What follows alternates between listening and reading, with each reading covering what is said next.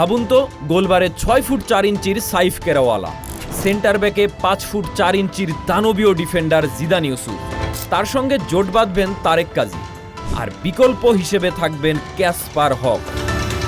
Right ব্যাকে দুঃসাহসী Declan Sullivan এবং লেফট ব্যাকে তরুণ তুর্কি জায়ান আহমেদ। এমন ডিফেন্স নিয়ে যদি কোনো দল মাঠে নামে, তবে তা কি এশিয়ার যে কোনো দলকে চ্যালেঞ্জ জানানোর জন্য যথেষ্ট নয়?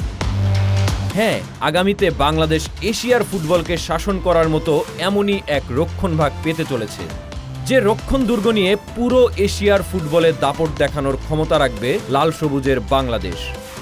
অস্ট্রেলিয়া কিংবা দক্ষিণ কোরিয়ার মতো এশিয়ার পরাশক্তিদের বিপক্ষে তখন সমানে সমান লড়াই করবে আমাদের টাইগাররা। বাংলাদেশ জাতীয় ফুটবল দলে শুরু হতে চলেছে এক জাদুকরী ভোর।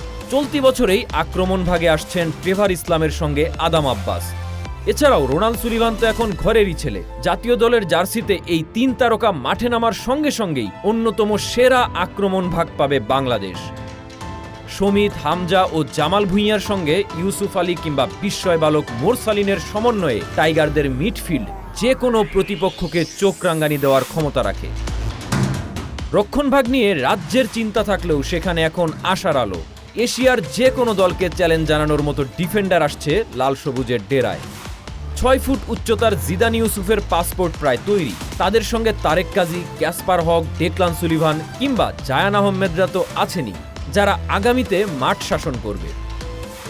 গোলকিপার নিয়ে যত দুশ্চিন্তা ছিল, সেখানে আশার আলো হয়ে হাজির হচ্ছেন সাইফ কেরাওয়ালা। বাফুফে যোগাযোগ করলেই এক দুর্দান্ত গোলকিপার পাবে বাংলাদেশ জাতীয় দল। সব মিলিয়ে বাংলাদেশের এই দুর্গ আগামীতে এশিয়ার ফুটবল শক্তিগুলোর টনক নড়িয়ে দেবে।